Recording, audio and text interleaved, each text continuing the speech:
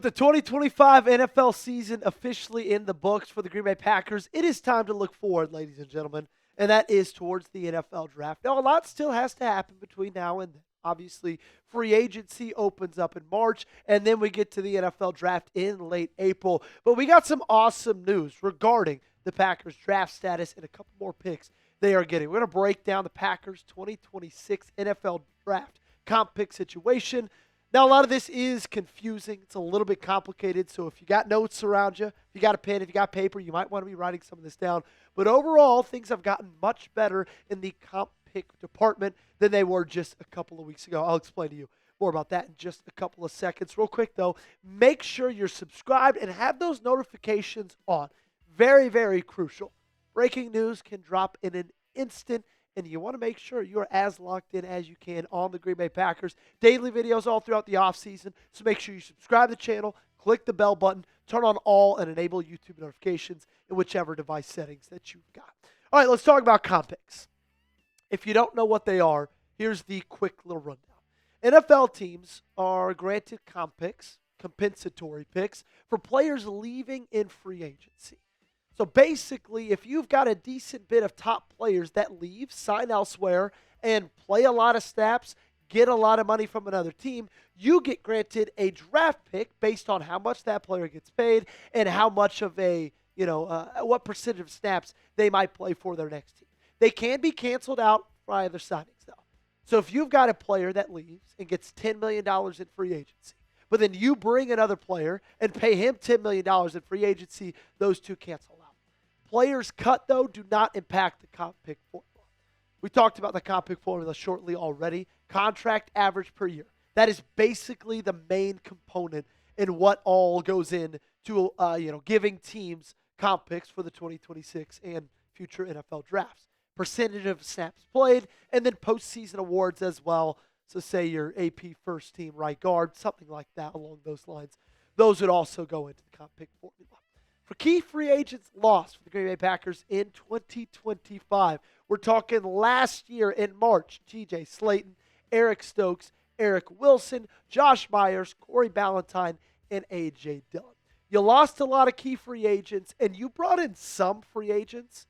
There's more than just the three you're showing up here on the screen. However, these are the three key ones. The guys you paid decent bit of money, and the guys that actually ended up making the 53-man roster. Aaron Banks, Nate Hobbs, and John Fitzpatrick. Unfortunately, you did not get much out of the bottom two guys right there. Regardless, Aaron Banks, when he was not injured, gave you a decent bit of stuff to be excited about during the 2025 NFL season.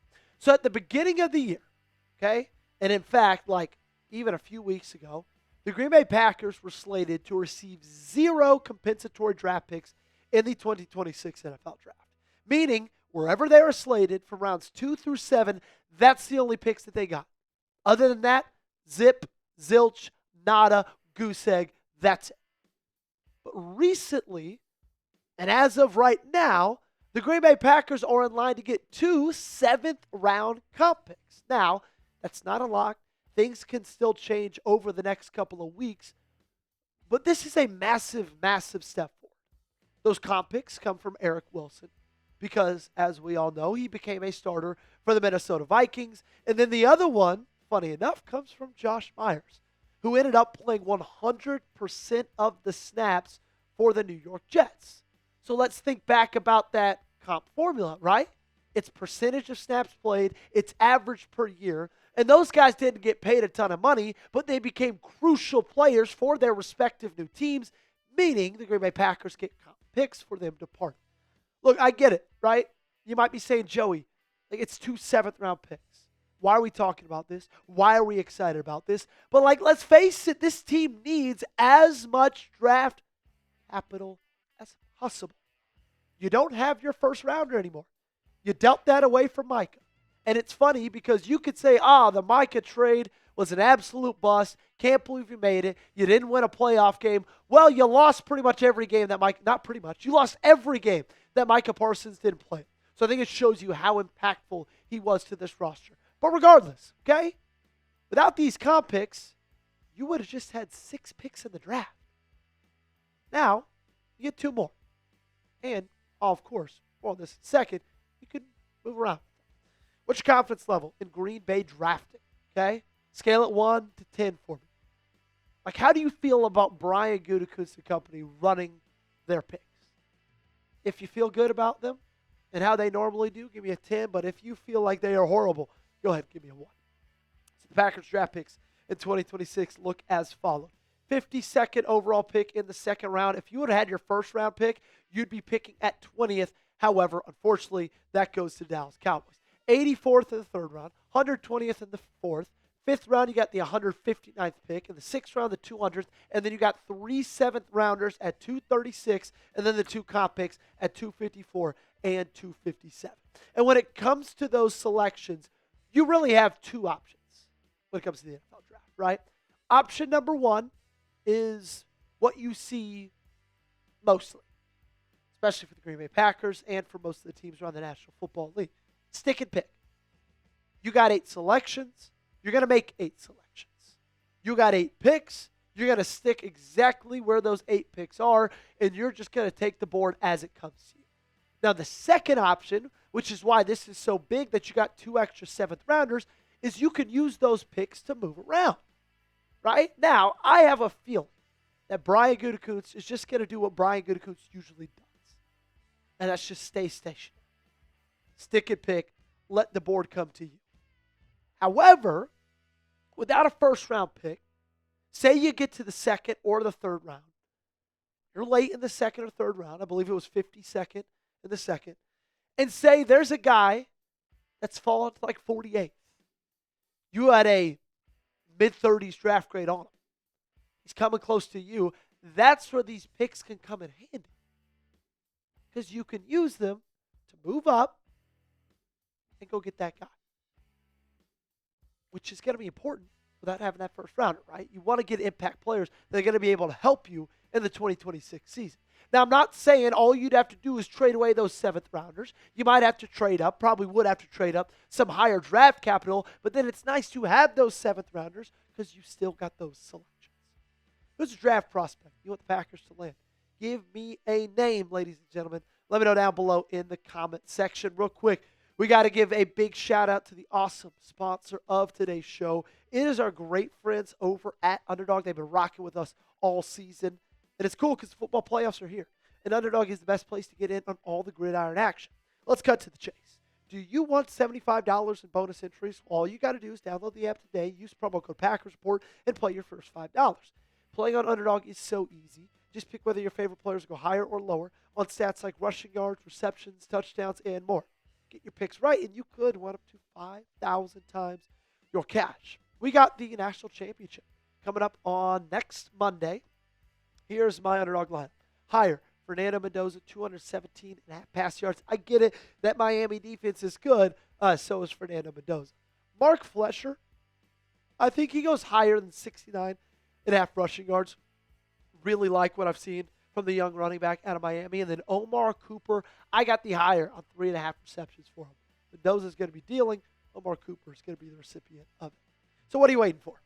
Download the app today and use promo code Packers Report to score $75 in bonus entries when you play your first $5. That is promo code Packers Report. Underdog, make picks, win money. Must be 18 or older, 19 or older in Alabama and Nebraska, 19 or older in Colorado for some games, 21 or older in Arizona, Massachusetts, and Virginia, and present in a state where Underdog Fantasy operates. Terms apply. See assets.underdogfantasy.com/web/playing-good-terms_DFS_.html for details. Offer not valid in Maryland, Michigan, New Jersey, New York, Ohio, and Pennsylvania. Concerned with your play? Call 1-800-GAMBLER or visit www.ncpgambling.org. In New York, call the 24/7 helpline at 1-877-8-HOPE-NY or text HOPE-NY to 467-369. Let's start talking about the NFL draft then, okay? We brought it up. We talked draft picks. Let's talk needs. Let's talk who might be available. Now, it's hard to tell. To say. It's January, ladies and gentlemen. We still got a good bit, 3 months, a little bit over that. However, I feel very, very confident in saying that these are your team's needs. Now, they might shift after free agency. You could add a guy or two in these spots, and things could move around. But as we are here right now, cornerback is number 1. There are no ifs, ands, or buts about that. In fact, quarterback was like the second or third biggest need, I thought, last year going in the NFL draft, and you didn't address it until the second. Interior defensive line, offensive line, interior, edge rusher, linebacker. Those are top 5 in my opinion. Sitting at number 52. Here's a couple second-round targets to keep your eye on. Will Lee III, cornerback out of A&M. Really, really like this prospect. He's long. He's physical. He's a great playmaker on the football. Lee Hunter, defensive tackle out of Texas Tech. Now, it is hard to judge success for Texas Tech defensive linemen just because they were all so good that, like, they took away a lot of attention on each other. Everybody kind of ate because that defensive line was so stout. But if you watch the film, Lee Hunter jumps off in a big way. However, when it does come to defensive tackles, I'm going to be honest with you. I am more of the opinion. Wait until third or fourth rounds to draft D tackles because you can find some good D tackles late. Cornerbacks, good ones, they go off the board early. Julian Neal, speaking about a good cornerback out of Arkansas, 6'2", 180 pounds. Again, very similar to Will Lee. Is a really good playmaker when it comes to the ball. Jake Golday out of Cincinnati. There were so many wow moments on Jake Golday's film. And who knows what's going to happen with Quay Walker. In fact, we don't know what's going to happen with Quay Walker. I love me, Edgerrin Cooper. You might need an insurance policy for Quay. David Igbinosun, cornerback out of Ohio State. Forced incompletion rate was one of the highest in all of college football this past season. I think that's a good guy to take a risk on in a second. That's going to do it for today's show. Follow me on social media. Make sure you do. Twitter, Instagram. I'm on both places. Make sure you subscribe today. Daily videos all throughout the offseason. So we'll see you next time.